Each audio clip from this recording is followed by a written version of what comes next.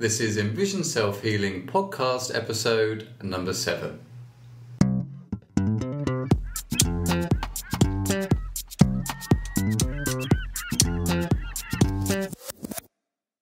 Hi, I'm Will Fuller. And I'm Richard Miller. And we are the co-creators of EnvisionSelfHealing.com and are dedicated to helping you improve your eyesight and quality of life by taking healing into your own hands. This week's topic is how resting and balancing your eyes can improve your eyesight. And the question this week comes from an email all the way from Europe, and it's asking us how to overcome irritated and red eyes from watching TV or using the computer. So Richard, how's the world of self-healing treating you this week? Well, it's been an interesting week for me. As you know, I've been working on my presbyopia. Mm-hmm. And I think last week I reported that I wanted to start bringing in my left eye more as a way of helping my presbyopia. But I think... Sounds painful. Yeah. So I think I've hit a crisis point in my vision improvement program. Okay. Some might say that's to do with the presbyopia. Well, no. I mean, the presbyopia was getting better. Good. And that's all good. But I found myself unmotivated, I have to say. I think you'll probably go along with 99% of all our listeners right now when you say that. Yeah. And I think I picked presbyopia, and I'm happy to work on it still. Yeah. But it's not as important to me as I thought it was. You know, it's like... it's sort of embarrassing as a vision improvement specialist or practitioner, whatever I am, whatever we are, that I should be able to knock off my presbyopia, and I could. Yeah. But I'm feeling like I want a bigger fish or a bigger... to fry. Yeah, a bigger fish to fry. And I felt like I was ignoring the biggest issue in my life, which is my optic atrophy. Okay. So I think I'm going to keep going with the presbyopia exercises, but sort of diminish them and really start focusing on the optic atrophy. Well, I remember when we first discussed this, and I think the reason why we came to the conclusion to focus on the presbyopia is because if you can improve your presbyopia, then it's an easier thing to improve, right? So that you can start seeing better and engaging right the weaker parts of your vision a little bit more because you can see clearer. All right. So here's my real motivation. Okay. I want to drive a sports car. No, I want to drive some sort of car. Okay. And being able to read a little better, which I know is good for me and all that, it just doesn't have the same motivation as a shiny new car. Oh, yeah. What if you were doing the convergence exercises with a sports car instead of letters? With that? Well, that could work. Yeah, maybe I should cross my eyes while driving my new car. Yeah, because that might improve your driving. That might improve my driving. So you're saying that improving your presbyopia wouldn't help you with driving? I guess I am saying that. I don't think it would. Would it? It might a little bit. At least it would. In addressing my presbyopia, I would be... I would be dealing with getting the lens more flexible, so maybe fixating and accommodation would be easier. You're right, in that respect. And also it forces me to use both eyes, which is very important to clarity in my vision. And that's what I guess I discovered this week in using the obstruction glasses, obstructing my dominant right eye. I do get more clarity, and that helps me read better, but it also really helps me see in the distance better as well. Yeah. Yeah, it's really a motivation issue. It's difficult because then the excuses start popping out, but also, and this is what we try and teach our clients as much as possible, is your program is forever changing. True. What the eye exercises that you want to do can change with your goals and maybe even your mood for that week. Maybe say for 1 week I can't stand peripheral vision exercises anymore. That's never going to happen. Yeah, because I see such improvement with it. But or like you say, you might see that your goal actually is optic atrophy and not presbyopia. Right.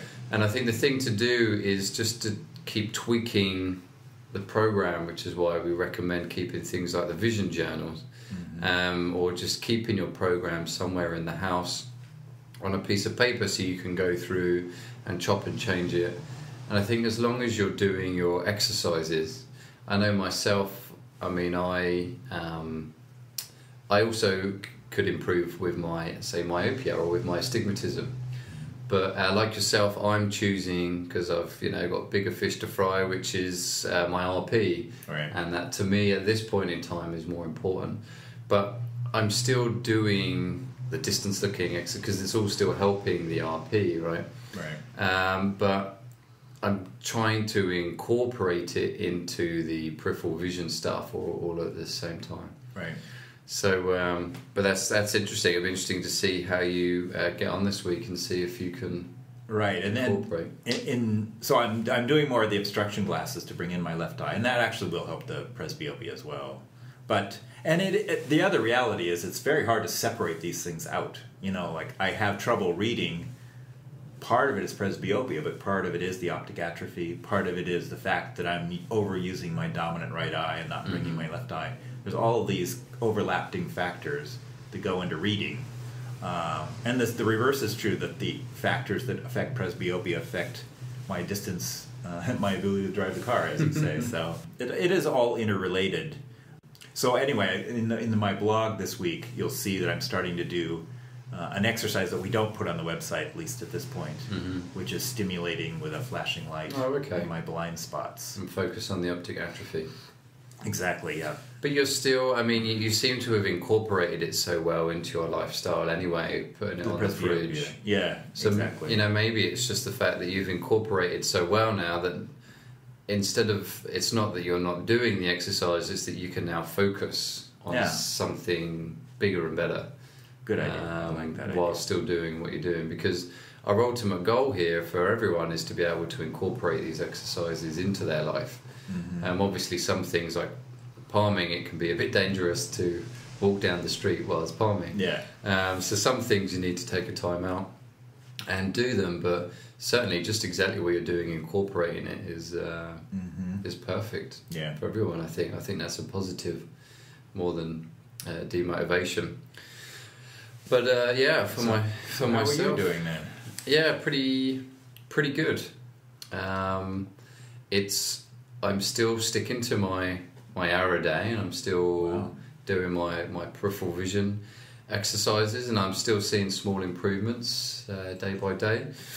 In particular, this week, I think only yesterday, I was returning a library book, and walking to the library, it's a new library that we've got here in San Francisco, and as you walk up to it, the whole side wall has the history of the area in a picture. So it starts off with just bits of sand and a couple of sea urchins. I don't know what they are. And then it goes to the natives, and then it gradually moves to down the wall. It gets. Is the Summer of Love in there?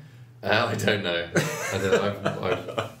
I've wiped that out of my memory. Probably because I never had it in the first place. That's right, you weren't allowed. But as I was walking past the wall, and I was looking forward, and whenever I walk, I'm sort of doing peripheral vision exercises. And yes, it might mean that I step in dog poo every now and then, which to the amusement of everyone around me.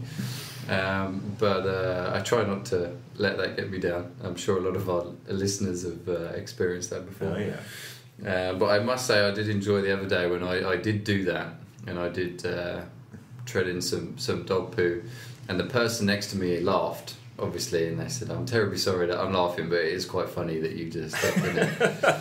And of course, but yeah, in my head I had you laughing as well. And of course in your head you're like, oh no, this it's because of my RP, and I've got peripheral vision, and then it just snowballs, right? Right. But then about an hour later, the same person who doesn't have RP tripped over the curb and fell over. So there was a little bit of justification. I felt a little bit better after that. Were you able to go up and say, "I'm not laughing at you. It's just hilarious"? I made him stiff my shoe while they were lying on the floor. No, I didn't really. No, I didn't really pull out. I don't like laughing at people. That's true. That's true. And they didn't hurt themselves. That's good. But yeah, it was funny that you. If he had RP, then he would have been like, "Oh, it was my RP." Exactly.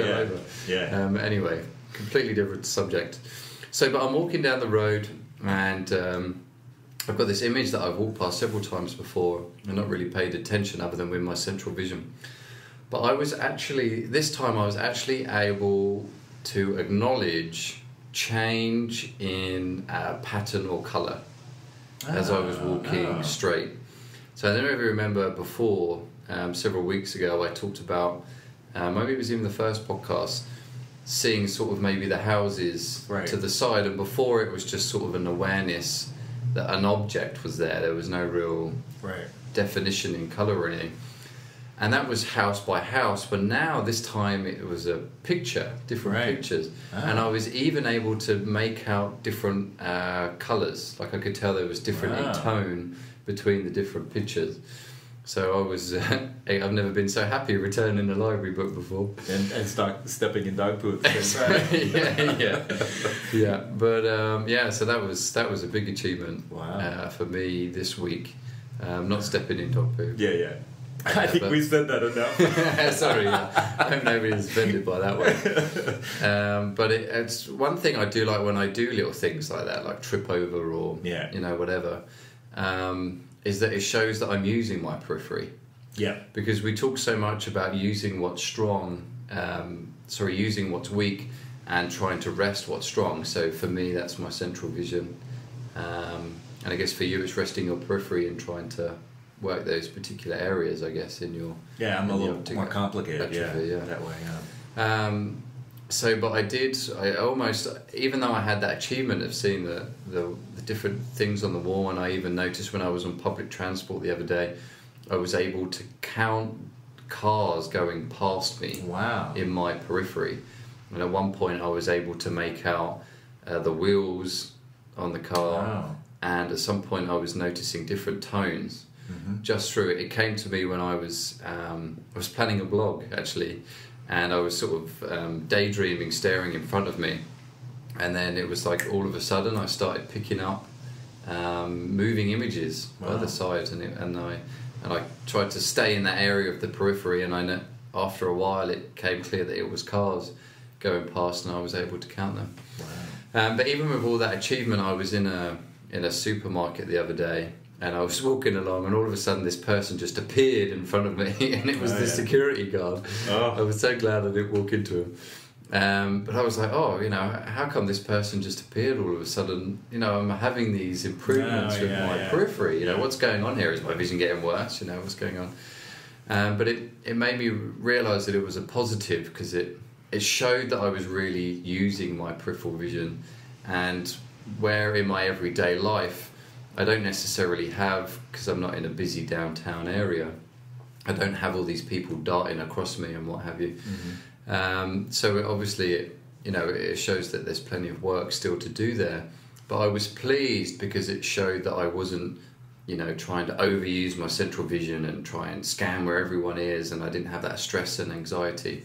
I was just walking around the store using my periphery, and it just so happened that I didn't pick up that person appearing that time, and of course it's still the RP, but you just, I even notice, you think it's you, but you even notice, say, other people in the street, they bump into people all the time, but it seems that if you have a condition, you tend to take it to heart a little bit more and a little bit more personally. But certainly some a real interesting week this week for me, but some good stuff. Great. So I think it's a good time to head over to topic of the week.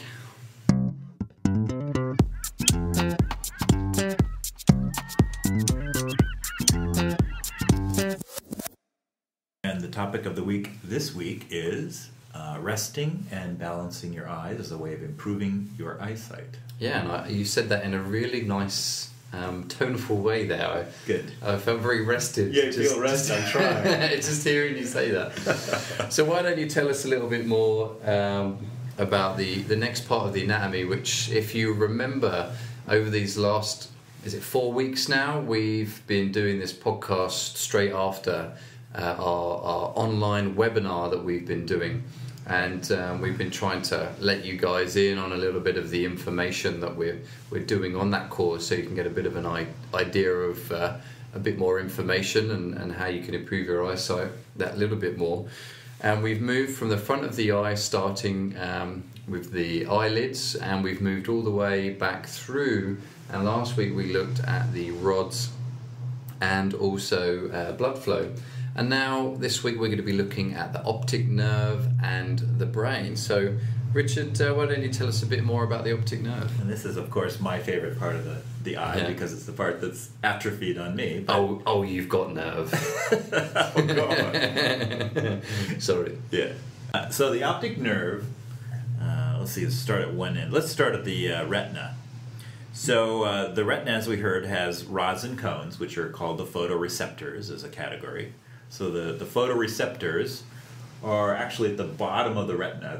They're furthest away from the front of the eye in the retina. And then above them there are these things called ganglion cells. And they're a kind of nerve cell. So the photoreceptors receive the light. They have a chemical change from the light. And then they give off an electrical impulse that these ganglion cells pick up, and they translate that, so the electrical signal goes down through the ganglion cells back to the optic nerve. So that's the function of the optic nerve. It's like sort of like the wires of it's the wires that carry the visual information from the photoreceptors to the brain. And the other interesting part of that is the thalamus, which is another organ where that goes in and organizes and filters the visual information. And the reason it's relevant, the thalamus is so relevant, is the first exercise we do for the optic nerve, which is palming. The reason we do palming is to calm the optic nerve, to rest the optic nerve. It does other things as well, but that's one of the main things we do it for. And the thalamus is relevant to this in that the thalamus has a buildup of visual information in the form of chemicals. And when we palm, the thalamus is able to sort of rid itself of that excess filtered out visual information. And it takes about 6 minutes, which is to do that process, to get rid of the excess visual information. So you could think of it like static in the, like TV static in the thalamus, and it's all jumping around. And we sort of want to, when we palm, it allows that static to steady out and then eventually dissipate. Just like when you, old school TVs, you remember when you used to turn the TV off and it would sort of shrink? It would shrink into a little tiny hole. Yeah. So I guess it could be somewhat similar. Just head over to the eye exercise section and you'll find there the palming eye exercise. The second part of anatomy that the eye anatomy that we covered this week in the webinar was the brain, actually. And why don't you talk a little bit about that? Yeah, it's really something that we don't think about when we talk about vision, and in fact, it's an essential part of vision, and it's really where the imagery and the vision takes place, because the eye is just a sensory organ. It's just what picks up the light and the information, as Richard just said, and then sends it to the brain. And then once it's at the brain, that's when it starts to be the picture is built up, just like, say, a mosaic or something. You know, all different bits of images are put together. Remember last week or the week previous we talked about the macula and how the whole world isn't a clear image. It's made up of tiny clear images from where the fovea is moving from point to point, or the macula is moving from point to point, picking up more detail. And then it's the brain that puts all that information together and gives you the clear image that is the world. And it's also where, once the vision comes there, we then get emotions added to it. For example, if you see, I don't know, a spider, and you know you've had previous negative emotions towards spiders, then when you see a spider you're going to be afraid of it. Now that's not the eye making you afraid, it's the brain that's adding those emotions to it. It can also add, you know, sounds and memory, and a good example of this is if you see something that you're familiar with. Say you had an eye chart that was made of English letters or Chinese characters, then you're more likely to understand, probably because you can't speak Chinese. Yeah. But you wouldn't be able to describe it as well, or it's not something that's familiar to you. Or, you would basically fail that eye test. Yeah. yeah. What's this letter? Yeah. E. Even if you could see it, the English letter the same size. Yeah, you can see it. Yeah. So memory does play a big part in that. I think it was a great story of the ships when the ships first came over from, was it Columbus, when Columbus I think landed? it was actually, no, it wasn't Columbus, it was the conquistadors who were conquering the Indians. That was the problem, and they didn't know to be afraid, for one thing, and they didn't even know what the ships were. Was it that they didn't see the ships? They didn't see the ships because they had never even seen a ship before in their life, so they weren't even looking to see it. So these people just appeared. And I think for future, I'm just going to say Columbus because I can't say the word that you just Conquistadors. Well, see, Columbus didn't slaughter them. That's the difference. But that's okay. Right. We'll say Columbus. It's a nicer story. We won't go down that route. So the brain's a very important part of seeing. It's also what turns the world the right way up. We all know that when the eye sends the image to the brain, it's actually upside down. And there's also studies with pilots that have worn prisms that turn the world back upside down, and when they took the glasses off, the world was upside down again. Right. So the brain is flexible in that way, but it really shows you the power of the brain and how a lot of the time you can see better, but you're telling yourself that you can't see that well. A great example was when Richard and I first measured my vision a couple of years ago. And Richard pointed to the 2030 line and he said, okay, I now want you to read these letters out. And I said, there's no point, I've never read the 2030 line before. And he said, well, just try. And I said, I don't know, E, F, B, N, G. And he said, okay, next line. And I was like, what do you mean next line? And he said, well, you got that whole line right, now move to the next line. And, to be able to read them out, obviously I was seeing them, but I was so busy telling myself that I couldn't see it. Yeah. That indeed I didn't. So there is the brain does play a big role.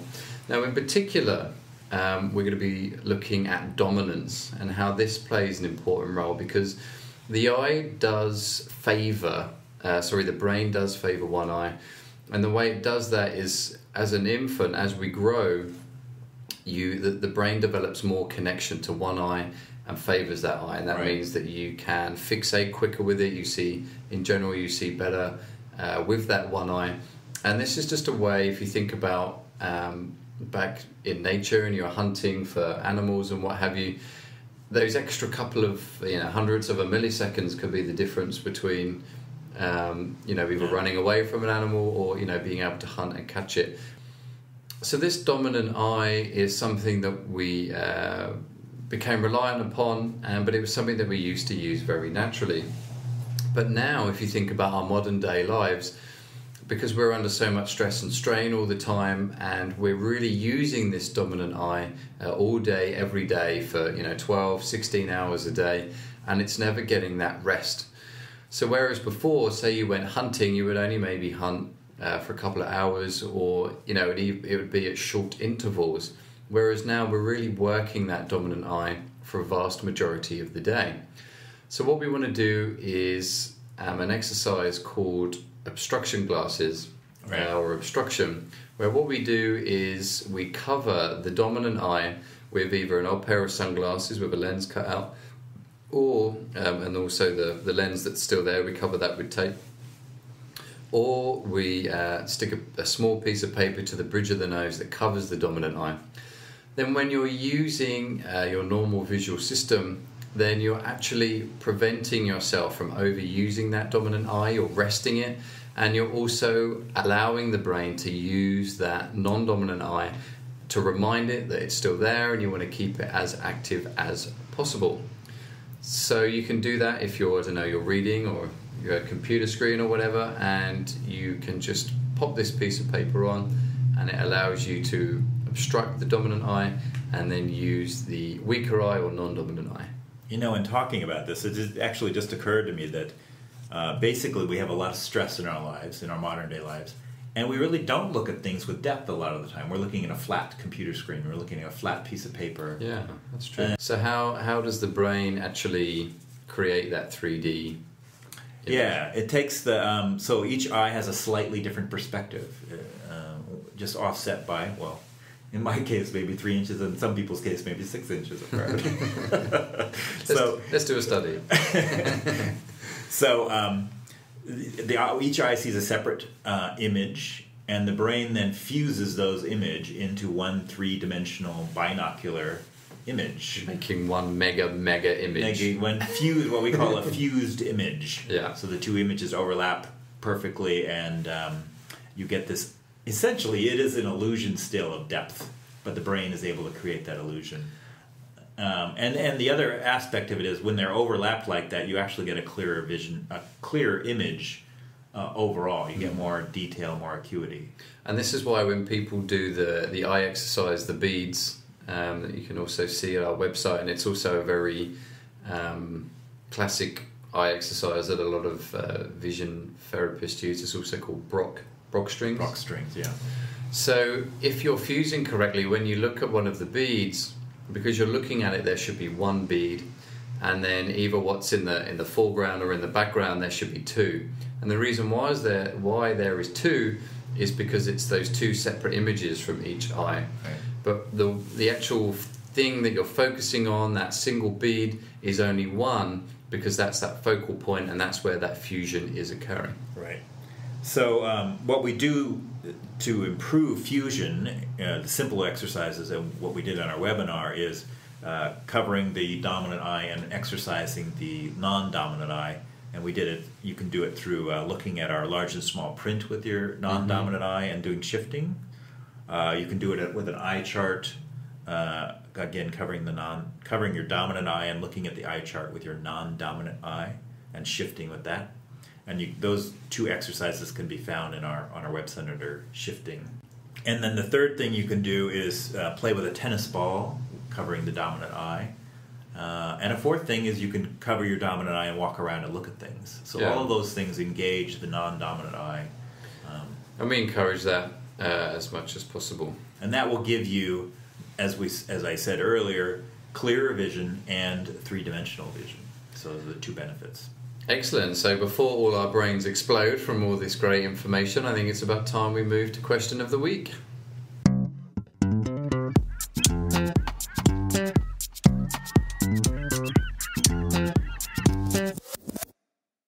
So the question of the week comes from an email from Europe asking, how can I deal with the red irritated eyes I get when I watch TV or work on the computer? That's a great question, and it's something that a lot of people experience, and unfortunately if you look this up, a lot of it is about drugs and computer glasses seems to be usually the solution to all of this.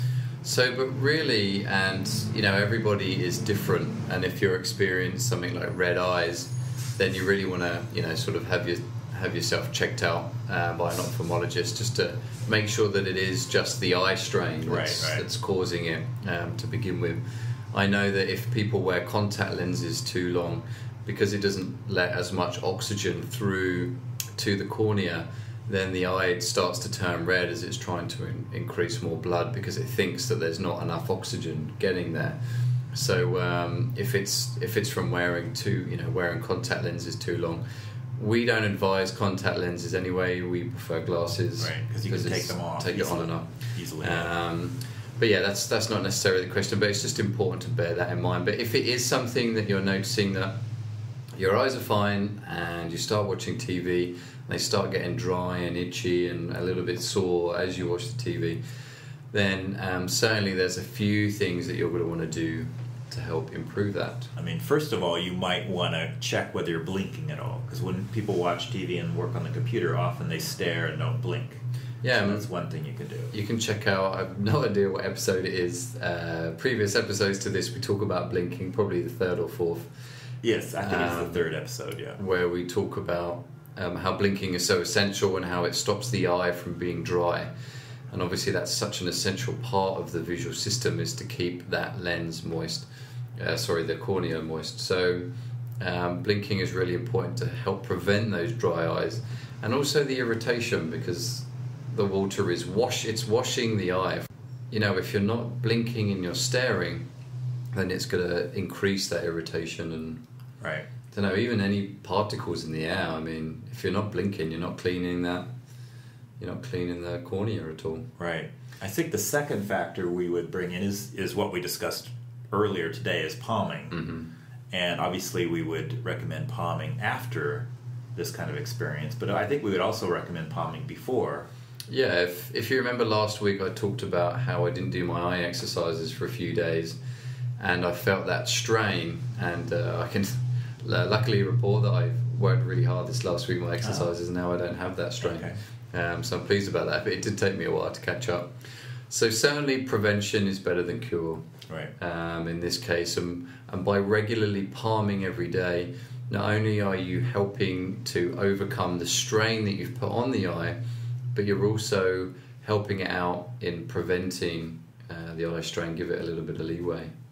And the last part of this question I forgot to say was that the person said, is there any solution other than not doing this activity? Because obviously they were very attached to the activity. Yeah. And maybe that's our third solution, is taking breaks from the activity, which is one of the hardest things to do in some ways. Yeah, and definitely incorporating the eye exercises. So a great example, we just talked about obstructing one eye. Right.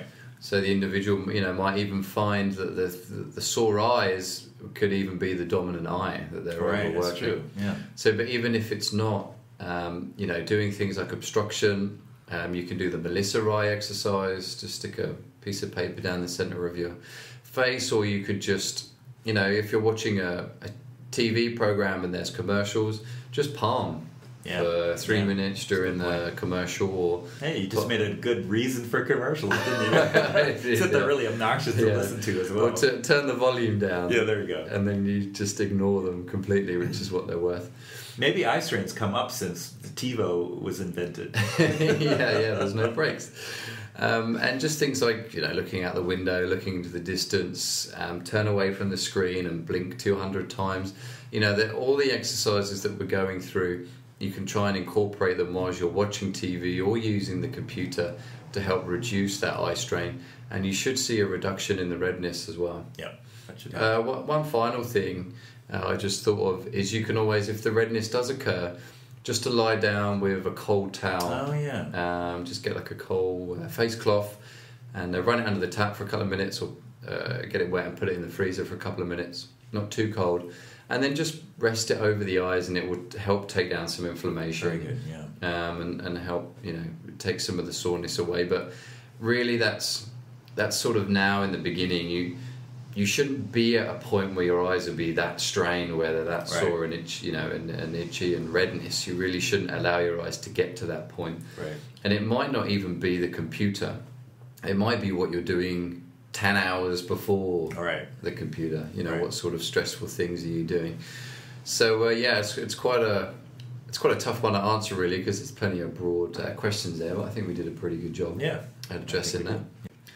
So I hope you enjoyed all the great information that we had this week. Next week we're going to be looking at how you can incorporate a lot of these exercises into your lifestyle, and also maybe looking at writing a program for yourself, which is very important, and we'll explain a little bit more about that. You can also find all these other podcasts either on iTunes or on our website. You can head over to our brand spanking new looking website. Actually, I can't believe we didn't even talk about that. Oh, that's right. So much has been going on. We'll talk about that in a couple of episodes. But you can head over there and head over to the blog section, and you will find all our podcasts and all our personal blogs that Richard and I do. You can also get your hands on a fantastic free ebook that we have on our website called A Modern Day Guide for Improving Eyesight. And a lot of the material that we're going through now is covered inside that book. So certainly check that out and get reading up, and let's start getting on a path of improving our eyesight. Great. So I hope you have good luck this week with your eye exercises, and happy healing. And have a good week.